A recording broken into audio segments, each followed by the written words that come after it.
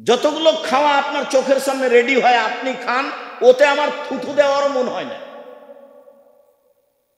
এই যে এখানে ঢাকা শহরে বসুন্ধরাতে একটা জায়গাতে একটা লোক নিয়ে গেল, তো ওতে ৭৭ আইটেমের খাওয়া আছে। তো বলছে কোনটা নিয়ে আসবো আপনার জন্য? তো আমি বলছি যে আমি যখন দুবাইয়ে গেছি তখন কত আইটেমের জন্য খাবার থাকতো, তো 40 মিনিট বসে থাকতে হয়। তো বলছি ভাইজান আমি এই খাদ্য খাই না, আর এরকম বসে থাকা খাদ্য খাই না, এটা আমার কুলাবে না, আমার পাউরুটি যথেষ্ট। আমি এই খাদ্য খেয়ে সময় কাটাতে পারবো না, আমি একদিনও যাইনি। শেষ পর্যন্ত 5-7 দিন পরে আমার জন্য পাকিস্তানি হোটেল ঠিক করেছে, তবু বলে রেখেছে আসার সাথে সাথে দিতে হবে, যা আছে সেটা দিবেন, উনি 5 মিনিট বসে থাকবেন। 40 মিনিট বসিয়ে থাকিয়ে বলছে যে এগুলো এখন রেডি আপনাদের জন্য নিয়ে আসেন। আমি এইসব কিছু খাই না, ওসব খাদ্য আমি থুথু দিতে চাই না। আপনি খান, টাকা আছে খান, ছেলে মেয়ে খান, খাচ্ছে তো জাতি, খাচ্ছে না? অত বড় বড় হোটেল চলছে না, সব প্রায় মুসলমান, এরাই ইহুদিদের চরিত্রে, এরাই খ্রিস্টানের চরিত্রে। এদের ব্যাপারে আল্লাহ রাসূল আফসোস করে বলেছে, ভিক্ষুককে টাকা দেয় না, বলছে মাফ করো। ভিক্ষুককে কি বলে? মাফ করো বলে। ভিক্ষুককে টাকা দেয় না, ভিক্ষুক বাড়িতে যেতেও পারে না, 7টা দরজা আছে, ভিতরে কোথায় থাকে বউ তার কোনো হিসাব নেই। সব নিয়ম নীতি ইহুদি খ্রিস্টানদের সাথে। আমি যদি বুঝাতে না পারি আমি অক্ষম, তাই আমি বুঝাতে পারি না। আমার উম্মত মিলে যাবে ইহুদি খ্রিস্টানের সাথে। ডান হাতের বিঘত যেমন বাম হাতের সমান, ডান পায়ের জুতা যেমন বাম পায়ের সমান। বলতে বলতে ভাষাগত নিচে নামতে লাগলেন, বললেন ইহুদি খ্রিস্টান যদি মায়ের সাথে জেনা করে থাকে আমার উম্মত করবে। ওদের সাথে সব কিছুতে মিলে যাবে। আপনি দেখেন না, বসুন্ধরা তো আপনার কাছে, আপনি তো দিনরাত দেখছেন, আপনি বসতে পারেন আর না পারেন, ছবি তো ঠিকই দেখছেন, মেয়েকে তো হাঁটতে ঠিকই দেখছেন, বাপকে তো ঠিকই দেখছেন। আপনারা আরে বসুন্ধরা দেখতে যাবো কেন, বেড়ায় তো দিনরাত দেখছি। জি হ্যাঁ, আমিও দেখেছি, আমিও আপনার মেয়েকে দেখেছি, আপনাকেও দেখেছি। এভাবে চলতে কি দেখাতে চাচ্ছেন আপনি? কয় পয়সা বিদ্যা রাখেন, ছেলে মেয়ে কি করে, ভুল হিসাব। আপনাকে আমি কষ্ট দিতে চাইনি, ফিরে আসতে হবে, ফিরে আসতেই। রাসূল সাল্লাল্লাহু আলাইহি সাল্লাম বলেন, ইন্না মিম্মা আখাফা আলা উম্মতি, পৃথিবীর মানুষ মনে রেখো আমি আশঙ্কা করি আমার উম্মতের আজ-জিনা, জেনার 2, আশ-শাহওয়াতুল খাফিয়া, গোপন পাপের। আমি আমার উম্মতের উপরে আশঙ্কা করে যাচ্ছি জেনার। জেনা পাপ নয়, 31st নাইটে জেনা করলে নেকি হবে, নাউযুবিল্লাহি মিন যালিক। এটা আমার আশঙ্কা, আমার উম্মতের উপরে জেনার আশঙ্কা। 2, গোপন পাপ, গোসলখানাতে গোপন পাপ, টয়লেটে গোপন পাপ, একাই গোপন পাপ, রাতের অন্ধকারে গোপন পাপ, বড় মোবাইলে গোপন পাপ, আপনার ইয়েতে টিভিতে গোপন পাপ। আরো যে গোপন পাপের কত পথ আছে যা আমি জানি না, আপনি জানেন, আল্লাহ রাসূল সেটা বলছেন। আলোচনার শেষে চলে আসলাম, অন্তত আজকের মতো, অনেক রাতে এসেছি। উমামা বাহিলি রাদিয়াল্লাহু তাআলা আনহু বলেন, আল্লাহর নবী বললেন, বাইনামা আনা নাঈমুন, আমি মুহাম্মদ সাল্লাল্লাহু আলাইহি ওয়াসাল্লাম একদা ঘুমিয়ে আছি। এই ছেলে বসো। আমি মুহাম্মদ সাল্লাল্লাহু আলাইহি ওয়াসাল্লাম একদা ঘুমিয়ে আছি, মানে ঘুমের ভানে আছি, ঘুমিয়ে যাব এরকম পরিবেশে আছে। ইজ আতা রাজুলানি, ইজ আতানি রাজুলানি, হঠাৎ 2জন লোক আসলো আমার কাছে। ফা আখাজা বেজাবি, তারা আমার 2 বাহু ধরলো, 2জন আমার 2 বাহু ধরলো। ফাতায়াইনি বি, তারা আমাকে এক জায়গাতে নিয়ে আসলো। ফাইজানা বেকমিন, হঠাৎ দেখি অনেক মানুষ। আমি ঘুমিয়েছিলাম, 2জন লোক আসলো, আমার 2 বাহু ধরলো, ধরে নিয়ে যাচ্ছে। হঠাৎ দেখি অনেক মানুষ। আসাদু সাইনিনতে ফাঁকান, ফুলে ফেফে খালি মোটা মোটা উঁচু উঁচু হয়ে আছে। ও আন্তানা হো রিহাম, খুব দুর্গন্ধ। কান্না রিহামুল মারাহেজ, মনে হচ্ছে যেন তারা গণশৌচাগার, মনে হচ্ছে যেন তারা গণ টয়লেট, মনে হচ্ছে যেন তারা গণশৌচাগার, মনে হচ্ছে যেন তারা গণ টয়লেট, মনে হচ্ছে যেন তারা রাস্তার টয়লেট যেটা পরিষ্কার হয় না, এত গন্ধ। ফুলে ফেঁপে মোটা মোটা 30 হাত 40 হাত উঁচু উঁচু হয়ে আছে, অনেক মানুষ। দেখে তো আমি অবাক হয়ে গেলাম। আমি বললাম এরা কে, এরা কে? যারা দুই হাত ধরেছিল আমার, তারা বলল মোহাম্মদ জোনাত জাওয়ানি, এরা হলো ব্যভিচারিণী, এরা হলো ব্যভিচারিণী। এই হাদিসটা যখন আবার এসেছে তখন বলা হয়েছে যেসব মহিলারা জেনায় লিপ্ত হয় ওর লজ্জা স্থানের গন্ধে জাহান্নামীরা জাহান্নামে টিকতে পারবে না। যেসব মহিলারা জেনায় লিপ্ত হয় ওদের লজ্জা স্থানের গন্ধে জাহান্নামীরা জাহান্নামে টিকতে পারবে না। এসব রাত ইহুদি খ্রিস্টানের আদর্শকে মেনে নেওয়া রাত। খুব সাবধান, এইভাবে দিন কাটাবেন যে এইসব রাতের এইসব নীতিতে পেশাব করে দিলাম। আমি তো এর নাম নিব না, আমার উত্তরসূরির ছেলে মেয়ে যারা আসবে তারাও নেবে না ইনশাআল্লাহ। এইভাবে শক্ত হবে। যতদিন আপনি বাপ হিসাবে বেঁচে আছেন ততদিন শক্ত হন। বাড়ি আপনার, জমি আপনার, ব্যবসা আপনার, ছেলে মেয়ে আপনার অধীনে থাকে। আজও যদি 10,000 টাকা হারিয়ে দেয় তাহলে খুব ক্ষেপে যান।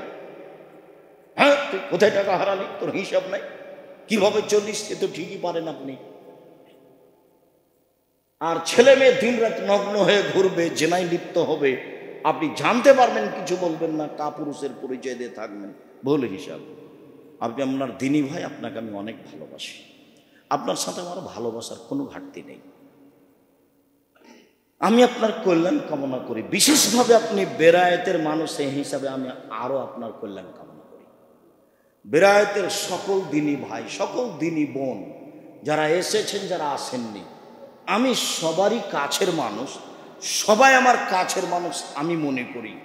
দীর্ঘ দিন থেকে আমি বেরায়েতে আসি। এই মর্মে আপনাকে আমি জরুরি কথা একটা বলে যাচ্ছি, সেটা হলো এই যে শিক্ষার অতীব প্রয়োজন। বেরায়েতে শিক্ষা নেই বললেই চলে।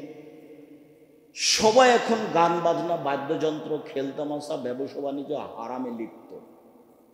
প্রতিষ্ঠান গড়েন, আর না হলে প্রতিষ্ঠান যারা গড়েছে তাদের সহযোগিতায় যান। কালকে ছেলে মেয়ে পাঠান, বড় ছেলে যেগুলো ইন্টার পাস করেছে, ম্যাট্রিক পাস করেছে, অষ্টম নবমে আছে, তার পড়ার আমি ভিন্ন পথ করেছি, তাড়াতাড়ি উপরে চলে যাবে, তার নাম মাহাত। আগামীকাল ভর্তির তারিখ। সারা বাংলাদেশে যত প্রতিষ্ঠান আছে জামিয়া সালাফে নামে, সব জামিয়া সালাফের ভর্তির তারিখ আগামীকাল। ছেলে পাঠান, মেয়ে পাঠান। বেরায়েত হিসেবে যদি ফেল করে পরীক্ষায়, আমি আপনার সাথে ওয়াদাবদ্ধ, আপনার ছেলে মেয়েকে নিব আমি ইনশাআল্লাহ। এত ছাত্র যাবে, সবাইকে কি নিবে রাখবে কোথায়? 2,500-3 হাজার ছাত্র ছাত্রী যদি উপস্থিত হয় এখানে এবং ওখানে, তাহলে সবাইকে নিতে পারবে? থাকার রাখার জায়গা আছে? আছেই তো আগে থেকে আপনার প্রায় 5,000 ছেলে মেয়ে আছে। এখনই ওদের বাড়ি ঘর নাই, তারা 8,000 ছেলে মেয়ে কেমনে রাখবে? নিবে না সবকে। খুব বেশি যাচ্ছে রাজশাহী, ওখানে শিক্ষক শিক্ষিকা বেশি, সেই জন্য। আর এখানে তো ঘর বাড়ি তেমন করতে পারেনি। আপনি খালি টাকা দিব বলছেন আর দেন না, দিব বলছেন আর দেন। কখন যে দিবেন আর কখন যে ভালো করে করবো, দিবেন ইনশাল্লাহ, ইনশাল্লাহ। তো এখানে জমি কিনতে সময় লেগে যাচ্ছে, আরও 1 বছর লেগে যাবে ইনশাল্লাহ। তারপর আমরা একটা ভালো পর্যায়ে চলে যাব। মসজিদটা হলে আমরা কাছাকাছি পর্যায়ে চলে যাব ইনশাল্লাহ। জমি এবং মসজিদ নিয়ে আমরা খুব ব্যস্ত আছি। আপনাদের মসজিদে অনেক টাকা পয়সা আছে, 20-30 বছর পরে সব জমি জায়গায় এমনি হারিয়ে যাবে, কাজে লাগাতে পারবেন না। সরকার কখন দখল করে নেবে, তার আগেই বিক্রি করে দেশের কিছু মসজিদ করে দেন। ওইসব টাকা পয়সা জমি জায়গায় রেখে আপনি কি করবেন? এক কাঠা জমির দাম আপনার 50 লাখ টাকা, 20 লাখ টাকা, 30 লাখ টাকা, 1 কোটি টাকা। তো এত জমি রেখে কি করবেন? 2-1 বিঘা রেখে সব বিক্রি করে দেন। বিক্রি করে দিয়ে আহলে হাদিসের যেগুলো জামিয়া সালাফিয়া থাক, ওটা লাগবে না। অন্যান্য যারা আহলে হাদিসের মসজিদ আছে সেগুলো তৈরি করে দেন, করা ভালো। 20 বছর 30 বছর পরে এসব জমি কি হবে? এমনিতে হারিয়ে যাবে। আর এই টাকা আপনি অন্য কাজে লাগাতে পারবেন না। মসজিদের টাকা মাদ্রাসায় নিয়ে যাওয়া যাবে না, মাদ্রাসার টাকা মসজিদে নিয়ে যাওয়া যায়। মানে মসজিদের টাকা সবচেয়ে উপরে, এটাকে নিচে নিয়ে যাওয়া যাবে না। কথা বুঝতে পারেননি? মসজিদের সম্পদ কোথায় খরচ করতে হবে? মসজিদেই করতে হবে, অন্য কোনো জায়গাতে খরচ করতে পারবেন না। মাদ্রাসাটা নিয়ে যেতে পারেন মসজিদে, কিন্তু মসজিদটা মাদ্রাসাতে নিয়ে যেতে পারেন। সম্মানিত দিনী ভাই বোন, আপনি ছেলে মেয়েকে শিখিয়ে দেন, আর না হলে যারা প্রতিষ্ঠান খুলেছে তাদের সহযোগিতা করেন। আপনি আগামীকালকে ছেলে মেয়েকে পাঠান, ফেল করলে আমি জিম্মেদার। 1, 2, আপনি জামিয়া সালাফের জন্য দোয়া করবেন, আল্লাহ তুমি জামিয়া সালাফে কবুল করো। আমার মনে বড় সাধ, এ দেশের মাটিতে আমি উন্নত মানের প্রতিষ্ঠান গড়ব ইনশাআল্লাহ, যেখানে ছেলে মেয়ে বাংলা, ইংরেজি, আরবি উন্নত মানের শিক্ষা অর্জন করে জাতির অন্যায়ের বিরুদ্ধে লড়বে, মুখে কলমে মিডিয়ায় লড়বে। দেশের সর্ববৃহৎ প্রতিষ্ঠান জামিয়া সালাফিয়া আয়াতনে, দেশের সর্ববৃহৎ প্রতিষ্ঠান শিক্ষক সংখ্যায়, দেশের সর্ববৃহৎ প্রতিষ্ঠান শিক্ষা গুণে, শিক্ষা মানে, দেশের শিরক মুক্ত প্রতিষ্ঠান জামিয়া সালাফিয়া, দেশের বিদাত মুক্ত প্রতিষ্ঠান জামিয়া সালাফিয়া, দেশের হিংসা মুক্ত প্রতিষ্ঠান জামিয়া সালাফিয়া, দেশের দল মুক্ত প্রতিষ্ঠান জামিয়া সালাফিয়া, দেশের সংগঠন মুক্ত প্রতিষ্ঠান জামিয়া সালাফিয়া, দেশের ভিন্ন ধরনের ব্যতিক্রম প্রতিষ্ঠান জামিয়া সালাফিয়া। জামিয়া সালাফিয়া প্রায় 5000 ছেলে মেয়ে বর্তমান পড়াশোনা করে, প্রায় 519 জন ইয়াতিম আছে। কতটি? 519 জন ইয়াতিম আছে। সর্ববৃহৎ প্রতিষ্ঠান। আপনি একটু দোয়া করবেন, বাকিটুকু আপনার আল্লাহর ইচ্ছে। এরপরে আপনারা আমার জন্য দোয়া করি, আল্লাহ আজকের এই রাতের মতো রাতকে যেন আমরা মূল্যায়ন না করি, এই তৌফিক তুমি দান করো। আমরা যেন চরিত্রগতভাবে ইহুদি খ্রিস্টানের সাথে মিশে না যাই, তুমি আমাদের রক্ষা করো। তারপরে কয়েকটা জিজ্ঞাসা আছে, তারপরে যাওয়ার সময় সবাই বই পুস্তক নিয়ে যাবেন। আলিতেসম পত্রিকায় 50টা প্রশ্নের উত্তর আছে। 12 জন মুফতি মিলে ফতোয়া দেখে, 12 জন লক্ষ লক্ষ টাকা খরচ করে পত্রিকা বের করেন। দেশের ব্যতিক্রম পত্রিকা আলিতেসম পত্রিকা, সেই সম্পাদককে আব্দুল্লাহ লিখে। অন্যান্য যত বই আছে, ফিলিস্তিনের উপরে যে আব্দুল্লাহ বই লিখেছে সেটাও আছে, ব্যতিক্রম বই, বুখারীর ব্যাখ্যা আছে, মিন্নাতুল বারি, অন্যান্য বই। কয়েকটা জিজ্ঞাসা, মহিলাদের কাফনের কাপড় 5টি? জি না, পুরুষেরও 3টে, মহিলারও 3টে। ছোট করেন বড় করেন তাতে আসে যায় না। মহিলাদের 5টা প্রমাণে যে হাদিস আছে আবু দাউদে, তা জয়ীফ, আমলযোগ্য নয়।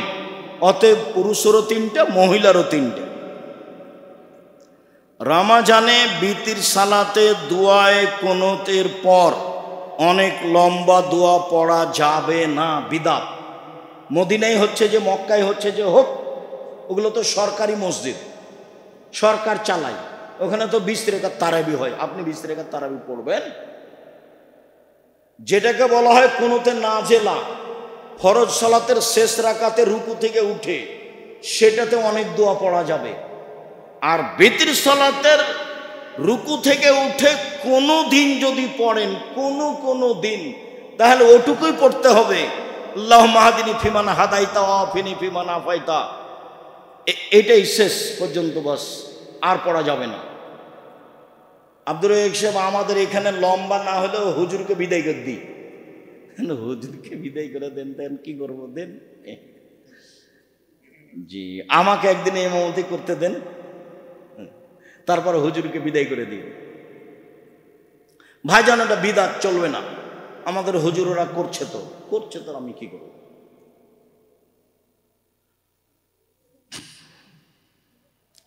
কবরে কোন সময় দোয়া পড়া ভালো? কবরে কোন সময় দোয়া পড়া ভালো? একটা তো লাশ রাখার সময় দোয়া, মূলত যারা রাখবে তারা।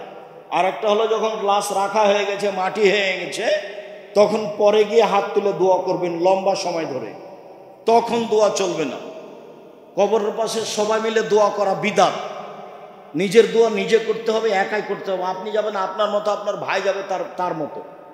বাজার যেমন হাট বাজার একসাথে করেন না, তেমনিভাবে বাজার দোয়া করতে একসাথে যেতে হবে না। আপনি আপনার মতো যাবেন মায়ের কাছে দোয়া করতে কবরে, আপনার ভাই তার মতো যাবে, যখন ইচ্ছা তখন যাবে। স্বামী মারা যাওয়ার পর স্ত্রীর নাকের ফুল না,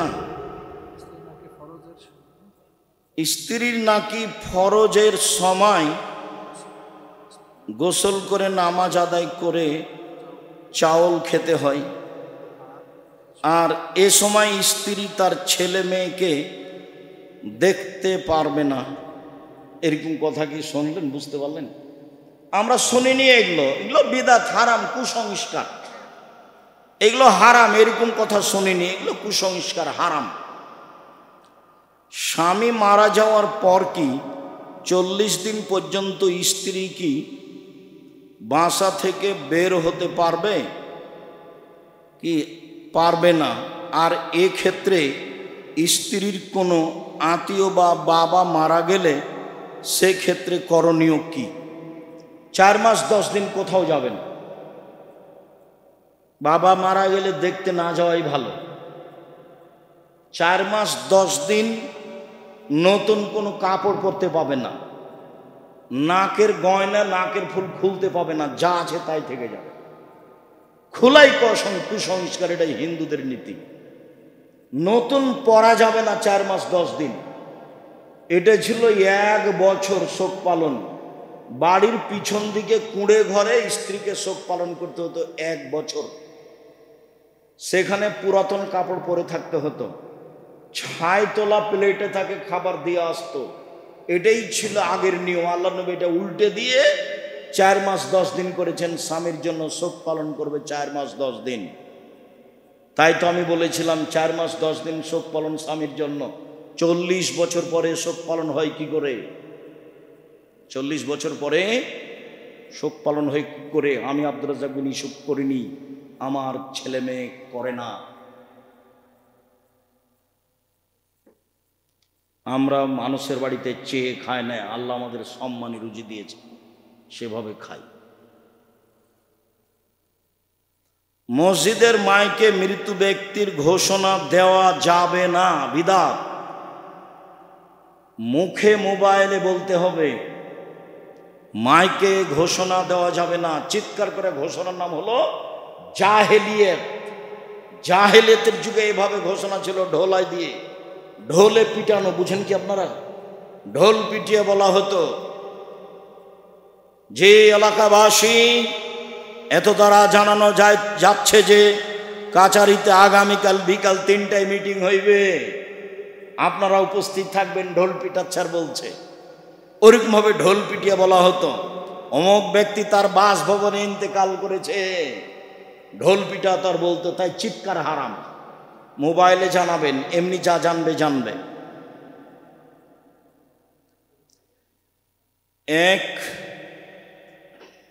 এক জেনারেল ভাইয়ের প্রশ্ন, শয়তানের ধোকায় পড়ে মাঝে মাঝে রাত্রে হস্তমৈথুন করে ফেলে এবং ফজরের নামাজে গোসল ছালাই পড়ে। জি না, হস্তমৈথুন পুরুষ নারীর হারাম, কাবিরা গুনাহ। আর ঘটে গেলে গোসল করতেই হবে, তওবা করতে হবে, তার জন্য গোসলও করতে হবে। শায়েখ, আমার বাবা তার জবান এর উপর নিয়ন্ত্রণ রাখতে পারেন না। তার আচরণ ভালো করার জন্য তাকে ভালো কোনো আমল নসিহত করুন। তোমার মাকে বলিও তোমার মা যেন রাতে 2 রাকাত সালাত আদায় করে তোমার আব্বার জন্য কান্নাকাটি করে দোয়া করে হাত তুলে। আর তোমার আব্বাকে বলিও এটা করতে। যে আব্দুর রহিম সাহেব বলে গেছেন, আব্বা আপনি রাতে উঠে 2 রাকাত সালাত আদায় করে হাত তুলে আল্লাহকে বলেন, আল্লাহ তুমি আমার এই চরিত্র আমার থেকে সরিয়ে দাও। কোন দোয়া পড়লে সফল হওয়া যায়? রাতে 2 রাকাত সালাত আদায় করে কান্নাকাটি করলে সফল হওয়া যায়, কোনো খাস দোয়া নেই। বিপদে পড়লে দোয়া ইউনূস পড়তে হয়, লা ইলাহা ইল্লা আনতা সুবহানাকা ইন্নী কুনতু মিনাজ জালিমিন, যে যতবার পারে। জেনা ব্যভিচার থেকে রক্ষা পাওয়ার দোয়া কোনটি? রাতে উঠে 2 রাকাত সালাত আদায় করে কান্নাকাটি করে বলা, এটাই পথ। অহংকার দূর করার নিয়ম ও দোয়া কি? মাটির মতো হয়ে থাকার চেষ্টা করতে হবে, কারো প্রতি ক্ষমতা প্রয়োগ করতে হবে না, কাউকে অপমান করতে হবে না, কাউকে জেল হাজতে দেওয়ার চেষ্টা করতে হবে না। মসজিদের কাতারের মাঝখানে পিলার থাকলে ওই কাতারে সালাত আদায় করা নিষেধ। মধ্যের কাতারে দাঁড়াতে পাবো না, পিলারের কাতারে, এটা নিষেধ, একবারে নিষেধ। হানফিদের চলছে, যে হানফিদের চলছে, কি করব বলেন? আল্লাহ নবী নিষেধ করেছেন, বাস। আপনারা বুঝতে পারলেন কি? পিলারের সোজাতে ওই লাইনে কাতার চলবে না, আগে না হয় পরে। সূরা সিজদা যদি মাগরিবের সালাতের পর অর্ধেক পড়ে রাখি তাহলে কি হবে? হোক, সিজদা পর্যন্ত গেলে সিজদা করতে হবে, না গেলে সিজদা করতে হবে না। আর কি আছে? এশার সালাতের পর বাকি পড়লে যখনই সমস্যা নেই, তবে পড়লে সিজদায় যেতে হবে। সূরা কাহাফ, সূরা কাহাফ পড়ার তেমন কোনো বিধান নাই, শুধু একটু পাওয়া যায় জুমার খুতবা আল্লাহ রাসূল পড়েছে। বিধান যেটা পাওয়া যায় সেটা হলো সূরা বাকারার শেষ 2 আয়াত। বিধান যেটা পাওয়া যায় সেটা হলো আপনার সূরা বাকারার আয়াতুল কুরসি। বিধান যেটা পাওয়া যায় সেটা হচ্ছে সূরা মুলক, রাতে যেই পড়ে তার কবরের শাস্তি হবে না। বিধান যেটা পাওয়া যায় সেটা সূরা সাজদা, রাতে পড়তে হবে শোয়ার সময়। বিধান যেটা পাওয়া যায় সেটা হলো সূরা ইখলাস, ফালাক, নাস, 3টে পড়লে কোরআন মাজিদ পড়ার সমান নেকি হবে। বিধান যেটা পাওয়া যায় যে কোনো সমস্যা, যে কোনো বিপদ, ঝড় বৃষ্টি, মারামারি, খালি ফালাকার নাস, ফালাকার নাস, ফালাকার নাস, যে কোনো সমস্যার মোকাবেলা কি কি? ফালাকার নাস। জুমার দিনে সূরা কাহাফ পড়লে 1 সপ্তাহ আলো থাকবে, জীবন সুন্দর থাকবে, পরিবেশ অনুকূলে থাকবে। আর প্রথম 10 আয়াত প্রত্যেক দিন পড়লে দাজ্জালের ফিতনা থেকে বেঁচে যাবে। প্রথম 10 আয়াত প্রত্যেক দিন সকালে, প্রথম 10 আয়াত প্রত্যেক দিন সকালে। দেখো কোনোটা ছুটে গেল না। শেখ আসসালামু আলাইকুম, সন্ধ্যার তাসবিহগুলো করার ঠিক সময় দুয়ার বইটাতে দেখো, সকাল সন্ধ্যার তাসবিহ দেওয়া আছে, দেখেন আপনারা। ছোটবেলা না বলে মানুষের গাছের বড়ই পেয়ারা খাইয়েছি, এটা কি আমার পাপ হবে? হ্যাঁ, অবশ্যই হবে। যদি অনুকূলে হয় তাহলে ক্ষমা নিয়ে নাও, আর যদি অনুকূলে না হয় তাহলে কিছু টাকা তার নামে দান করে দেন।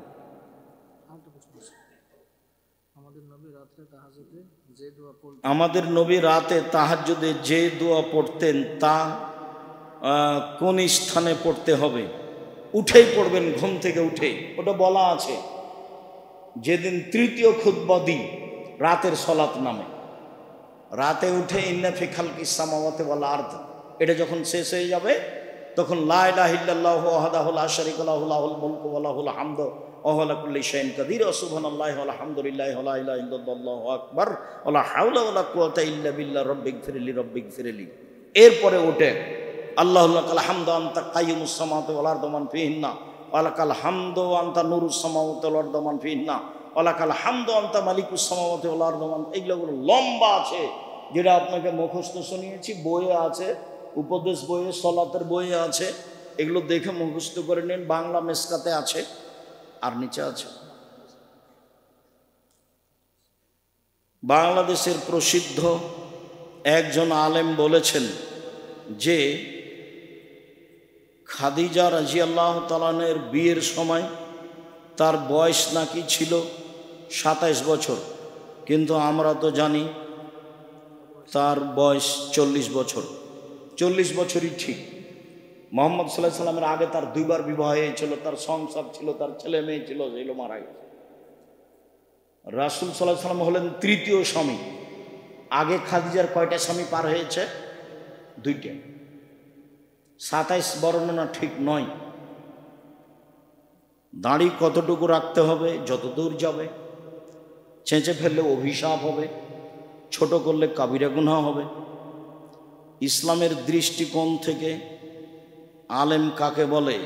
যারা কোরআন হাদিস বুঝে। আপনার দৃষ্টিতে পরহেজগার মনে হয়, অপ্রয়োজনীয়ভাবে কথা বলে না, দোকানে বসে আড্ডা পিটে না, সবার সাথে বসে চা খায় না, এরার সাথে গল্প করে মজাক করে না, ভদ্রতা বজায় রেখে সম্মান সহকারে চলে, এলোমেলো চলে না, এলোমেলো কথা বলে না, দেখলে ভালো মনে হয়, পরহেজগার টাইপের মনে হয়, কোরআন হাদিস ছাড়া কথা বলে না, তারাই আলেম মানুষ। যাকে বলা হয়েছে খেলাফুল মরুয়াত, ভদ্রতা বিরোধী কর্ম যদি চলে তাহলে তার খুতবা শোনা হবে না। ভদ্রতা বিরোধী কর্ম কি জিনিস? দোকানে বসে চা খাওয়া, সবার সাথে আড্ডা পিটার নাম হলো ভদ্রতা বিরোধী কর্ম। এরকম কর্ম যদি আলেম মানুষের থাকে তাহলে তাকে জুমার খতিব হিসাবে রাখা হবে না।